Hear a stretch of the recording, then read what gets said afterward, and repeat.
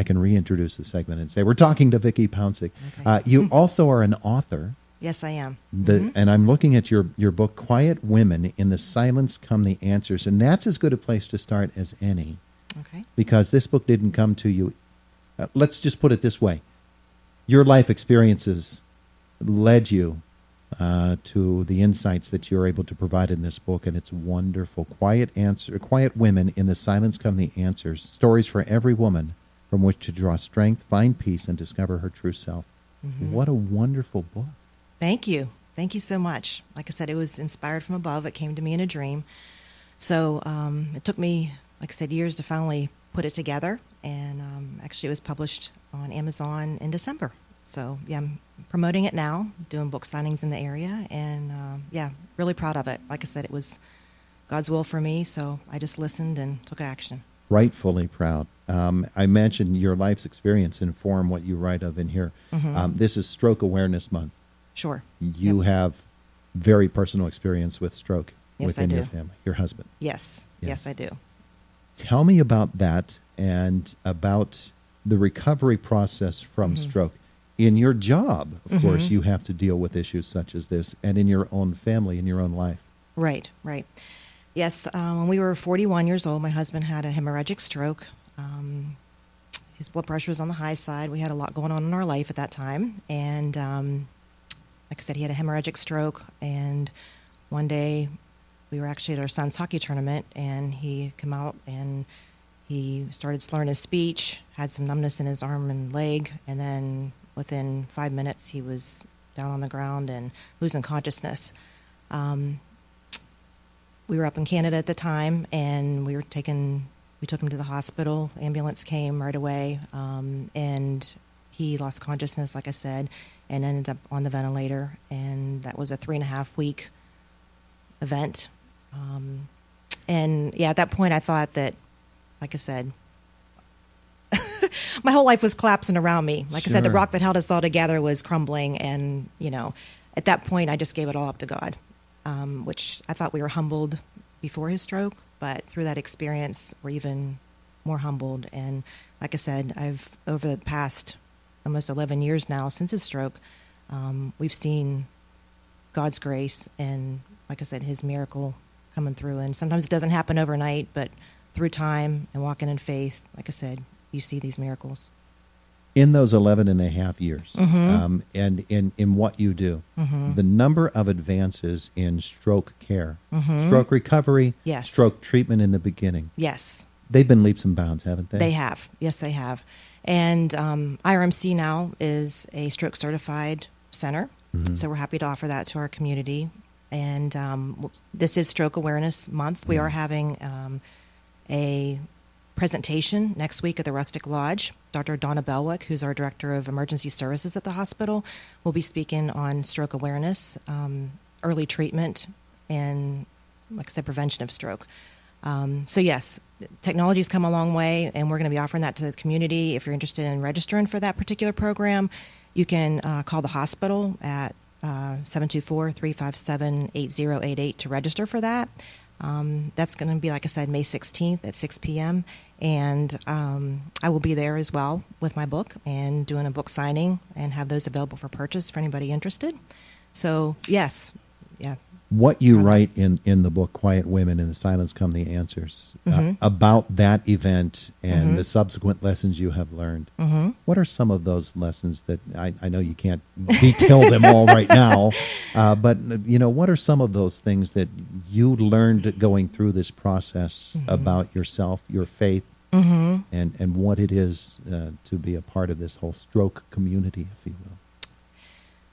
I think through any trials and tribulations of life, whether it's something medical like a stroke, something physical or emotional, you just have to, like I said, I'm not here to project my, spiritual beliefs, but I mean, giving it all up to God. I think we're here all to do God's will and to fulfill, like I said, his job for what he brought us here to do. And for everybody, that's different. We're all here to serve and love one another. That's what I've learned, just to live each day as it comes. Be thankful for each day, our ability to speak, eat, see each other, hear one another, and just focusing on all the good in each day. So before I wake up in the morning, that's when I just lay in bed and, like I said, first give him thanks for each day and let me do his will. And I think if we think of that every day and every morning, like I said, we're on the right path, and we just, like I said, continue to do that. You write so movingly about something that we might not even consider. There is the stroke victim and every issue that he or she has to go through. There's the spouse. But then there's the whole idea you're a mom who has to become a dad at the same time. Right. You have to take over a whole different realm of duties.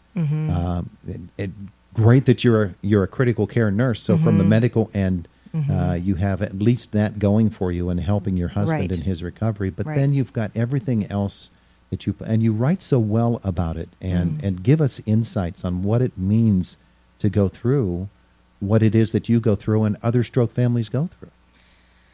I think initially you feel very inadequate. Like I said, you don't know where to start. And I think the best thing that people can do is reach out to other people, friends, family, like I said, coworkers, anybody that can help. You kind of get through, giving you words of inspiration, because I write of inspiration in my book. But the thing is, like I said, without our supportive family and friends, over the years, I don't think I could have done it. Like I said, I give up through God. I ask for God's grace, but His grace comes through other people, which I call our angels here on earth. And like I said, so, reaching out to friends, family. I mean, there's support groups around as well that are very helpful. And I even plan on organizing a women's empowerment group here locally to, like I said, get people together to share stories and to be a support to one another. Vickie Paouncic is our guest, a critical care nurse at the Indiana Regional Medical Center and the author of the book, Quiet Women, In the Silence Come the Answers. What does a designation as a primary stroke care center, I believe that's the official designation for Indiana Regional, what does that mean? Well, people can come with signs and symptoms of a stroke, and we will have the ability to give them, we have medications that we can give to help. If it's there's two types of strokes, and I guess I can teach a little bit about this. One's a hemorrhagic stroke, which it's a bleed in the brain, and the other one's an occlusive stroke. So if you have, we bring you in to the emergency room, and right away we do a CT scan to see, to make sure there's not a bleed. It's not a hemorrhagic stroke. Once that is ruled out, then if it's an occlusive stroke, which the majority of strokes are occlusive, we would see if you would be eligible for clot-busting medicine that we do give. And we can give that right away. And we've been very successful when people have come in with that type of stroke that were eligible for that particular treatment in reducing their signs and symptoms of stroke and to help improve their quality of life. So we were able to do that.